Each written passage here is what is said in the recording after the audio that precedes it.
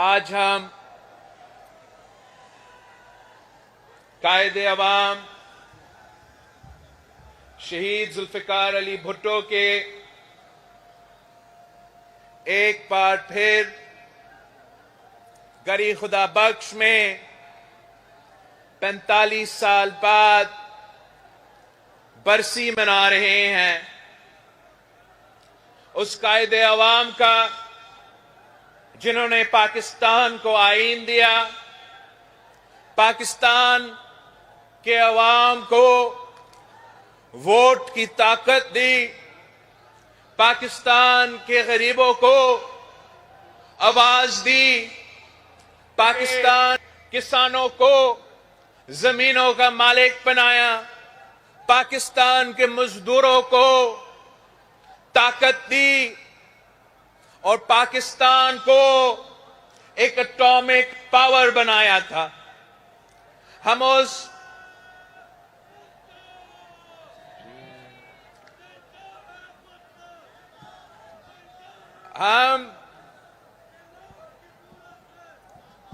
कायदे अवाम शहीद जुल्फिकार अली भुट्टो को खराजे अकीदत पेश करते हैं।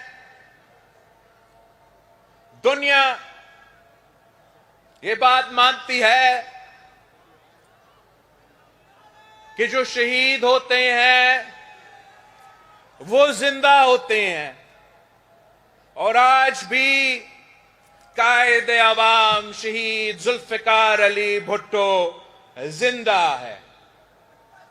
शहादत के 45 साल बाद भी वो अपने कब्र में आराम करते हुए हुकूमतें बनाते हैं और हुकूमतें गिराते हैं। आज भी कायदे अवाम शहीद जुल्फिकार अली भुट्टो का पाकिस्तान पीपल्स पार्टी हाल ही में हमने इलेक्शंस में हिस्सा लिया और कायदे अवाम शहीद जुल्फिकार अली भुट्टो की खून पसीनों की मेहनत के नतीजे में आज हम 2 सूबाई हुकूमतें संभाल रहे हैं। 2 जियाला वजीर आला मुंतखब हुए हैं, चेयरमैन सेनेट मुंतखब हुआ है और इस बार हमने एक बार फिर तारीख रकम करते हुए सदर पाकिस्तान को मुंतखब किया, दूसरी बार मुंतखब किया है। पाकिस्तान के अवाम पाकिस्तान पीपल्स पार्टी से और खास तौर पे हमारा सदर जरदारी से बड़ा उम्मीद रख के बैठे हैं कि पिछली बार जब सदर जरदारी इस मुल्क का सदर मुंतखब हुआ तो हमने 18वीं तरमीम की सूरत में कायदे अवाम की 1973 की कॉन्स्टिट्यूशन को बहाल किया। एनएफसी अवार्ड के थ्रू सूबों को उनका हक पहुंचाया। हमने जो कायदे अवाम शहीद जुल्फिकार अली भुट्टो का रोटी कपड़ा और मकान का नारा था, उसको बेनजीर इनकम सपोर्ट प्रोग्राम के थ्रू इस मुल्क के गरीब तरीन औरतों के लिए उस नारा पर अमल दरामद करवाया। और आज जब सदर जरदारी इस दफा मुंतखब हुआ तो मुंतखब होते हुए हमने कायदे अवाम शहीद जुल्फिकार अली भुट्टो के अदालती कत्ल केस में, जो केस जब पिछली बार सदर जरदारी सदर पाकिस्तान था तो अदालती रेफरेंस भेजा गया और 12 साल बाद हमें सुप्रीम कोर्ट ऑफ पाकिस्तान से अब ये वाजे हो गया है कि कायदे अवाम शहीद जुल्फिकार अली भुट्टो के साथ नाइंसाफी हुआ और फेयर ट्रायल नहीं मिला। ये तारीखी कामयाबी आपकी कामयाबी है, पाकिस्तान पीपल्स पार्टी के तमाम कारकुनों की कामयाबी है, पाकिस्तान के हर जमहूरी पसंद जो अवाम है उनका कामयाबी है। और हमने इस सफर को आगे लेके चलना है। पिछले बार जब सदर जरदारी ने यह ओहदा संभाला तो रेकन्सिलिएशन का मुफाहमत का सियासत मुतरफ करवा के चार्टर ऑफ डेमोक्रेसी पे अमल दरामद हुए और मुल्क में पॉलिटिकल स्टेबिलिटी, इकोनॉमिक स्टेबिलिटी और जमहूरी स्टेबिलिटी आया था। तब भी बहुत से ऐसे कुव्वतें थे जो जमहूरियत में यकीन नहीं रखते थे, हर वक्त वो साजिशें पकाते रहते थे, मगर सदर जरदारी ने उन तमाम साजिशों को नाकाम करवाया। आज भी कुछ ऐसे सियासतदान हैं जो पीएनए पार्ट 2 लेकर आना चाहते हैं। कुछ ऐसे सियासतदान हैं जो अपने जाती अना की वजह से वो इस मुल्क की किस्मत के साथ खेलते हैं, इस मुल्क के अवाम की किस्मत के साथ खेलते हैं। और अब वो साजिश पका रहे हैं कि वो धांधली का ढोल बजा के एक बार फिर इस मुल्क में पॉलिटिकल इंस्टेबिलिटी लेकर आना चाहते हैं और इकोनॉमिक स्टेबिलिटी को जारी रखना चाहते हैं।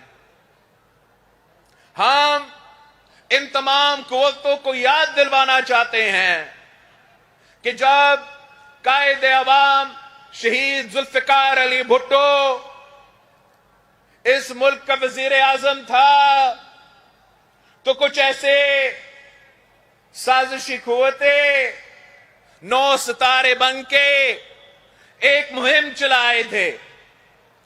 उनका ख्याल ये था कि वो कायदे अवाम शहीद जुल्फिकार अली भुट्टो को हुकूमत से निकाल के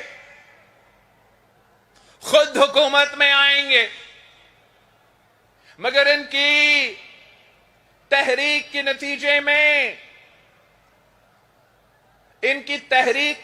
नतीजे में पाकिस्तान ने 10 साल आमरियत भुगतना पड़ा।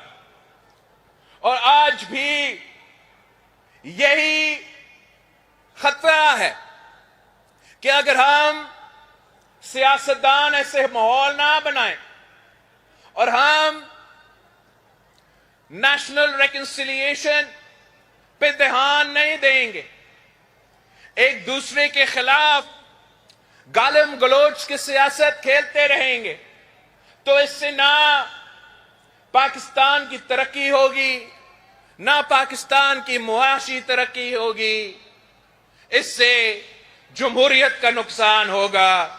और अगर जमहूरियत का नुकसान हुआ तो सबसे पहले नुकसान अवाम का होता है। मैं इस मुल्क के तमाम सियासी कुव्वतों से अपील करता हूं कि वो होश के नाखून ले और वो सियासत में रह के सियासत किया करे, ताकि इस निजाम का, जिसके लिए पाकिस्तान पीपल्स पार्टी के कारकुन ने शहादत कबूल की, जिसके लिए पाकिस्तान पीपल्स पार्टी ने पाकिस्तान पीपल्स पार्टी के क़यादत ने शहादत कबूल की, इस निजाम को कोई खतरा ना आ जाए। पाकिस्तान पीपल्स पार्टी ये तजवीज दे रही है कि तमाम सियासतदानों को और सियासी जमातों को एक चार्टर ऑफ नेशनल रेकन्सिलिएशन पे काम करना चाहिए। हमें लड़ाई झगड़े के बजाय, गालम गलोच की सियासत के बजाय, धरना खेलने के बजाय मेज पे बैठना चाहिए, सियासी बातचीत करना चाहिए। और जो हम बातचीत के जरिए हमारा निजाम में, हमारा जमहूरियत में, हमारे में तो तरमीम करके बेहतरी लेकर आ सके, तो उस पे हम जोर दे, ना कि हम पाकिस्तान के अवाम को तकलीफ पहुंचाए। कायदे अवाम शहीद जुल्फिकार अली भुट्टो ने इस जमात को हमें अपने बुनियादी उसूलों दिए थे कि इस्लाम हमारा दीन है, मुसवात हमारा मईशत है, जमहूरियत हमारा सियासत है और ताकत का सरचश्मा अवाम है। पाकिस्तान पीपल्स पार्टी आज भी इन्हीं बुनियादी फलसफों पे हम ना सिर्फ मानते हैं, बल्कि जब हम इलेक्शन मुहिम में चले गए तो जो 10 नुकाती एजेंडा हमने दिया था वो इसी जो हमारा बुनियादी उसूल हैं उन पे मबनी थे। और जबकि हमें वफाकी हुकूमत में वो मौका नहीं मिलेगा, तो हम इंशाअल्लाह ताला अपने सूबाई हुकूमत के थ्रू जितना भी अमल दरामद अपना 10 नुकाती एजेंडा पे हो सकेंगे, बुख्ती साहब बलोचिस्तान में और मुराद अली शाह साहब यहां सिंध में इंशाअल्लाह ताला कोशिश करेंगे कि हम अपने सूबों के अवाम को अपने सूबाई बजट से जितने भी रिलीफ दिलवा सकते हैं वो दिलवाया जाए। इसलिए इस वक्त जो मुल्क में मुआशी बहरान है, जिस महंगाई, बेरोजगारी और गुर्बत की वजह से हमारा अवाम परेशान है, सियासतदानों का और हुकूमत का पहला तरजीह ये होनी चाहिए कि हम पाकिस्तान को, अवाम को इस बहरान से निकालें। और जहां हम सूबाई सतह पे अपना किरदार अदा करेंगे, वहां इंशाअल्लाह ताला हम वफाकी सतह पे भी वो किरदार अदा करने के लिए तैयार है, जिससे हम मिलके इंशाअल्लाह ताला पाकिस्तान को, अवाम को इस मुआशी बहरान से निकाला जाए।